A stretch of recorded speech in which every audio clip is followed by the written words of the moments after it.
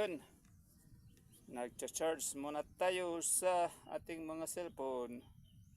Yang battery nga 12 volts. Tapos may converter tayo. Yang input na yan 12 to 24. Tapos apat ang ano niya. Apat ang ito. Okay, ito piston ito. Apat ang ano niya. Yan.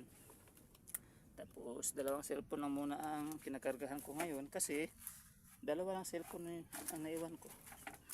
Ito, tingnan natin, nagcha-charge ba? Wala. Bakit wala? Ayan, nagcha-charge oh. Okay, pati yung isa nagcha-charge na yan. Tingnan natin, nagcha-charge ba? Ayan, nagcha-charge din.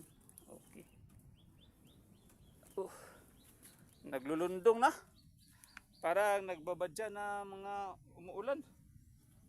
Maganda sana kung umuulan. Ito. Yan. No problem naman tayo pag ano natin dito kasi may ano tayo doon, may duyan tayo doon. Yan tayo mag-relax muna. Yan. Ito muna ang kapaligiran ngayon. Ito muna ang sitwasyon. Grabe no. Ito, solar natin. Tapos dinidirekta muna natin kasi nasisira yung controller natin. Pag masisira ang controller ninyo, pwede pang temporary, i-direkta lang muna ninyo. Galing galing solar papunta doon sa ito, battery natin. Yan, 12 volts. Kasi yung battery natin, yan ang load. Galing doon sa solar, 18 volts yan, 18 to 20. Tapos pagdating na dito, 12 volts na siya. Hindi lang kailangan talaga may computer. Bakit bulo-bulo natin? Kailangan tayo ng controller kasi pag walang controller, masisira yan.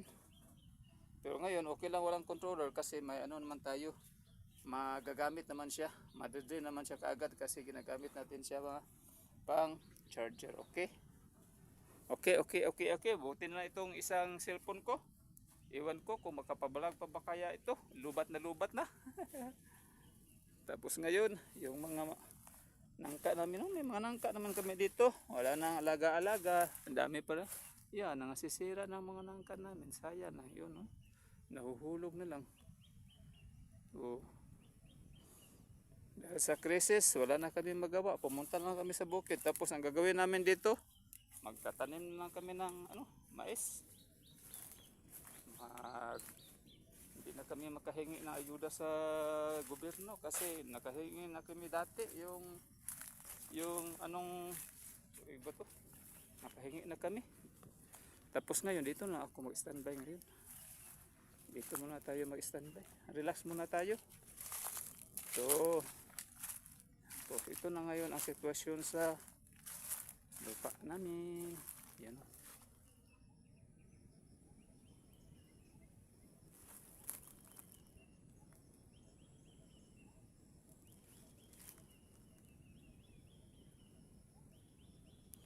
Mainit naman din dito pero mas okay lang kaysa doon sa syudad.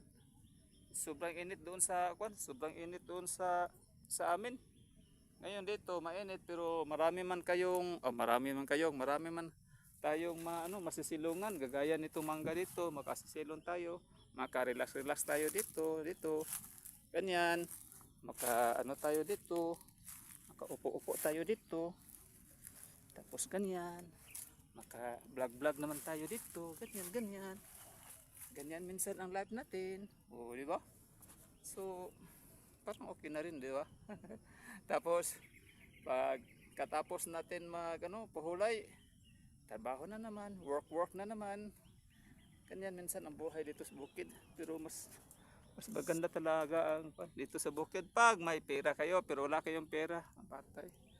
Wala tayo din. Kailangan tayo ng pera din minsan dito sa bukid. Kasi magtatrabaho tayo lang magtatrabaho. Ay naku. Okay, trabaho tayo mamaya. Relax muna tayo, vlog muna tayo. Mintas may may battery pang cellphone natin. Okay.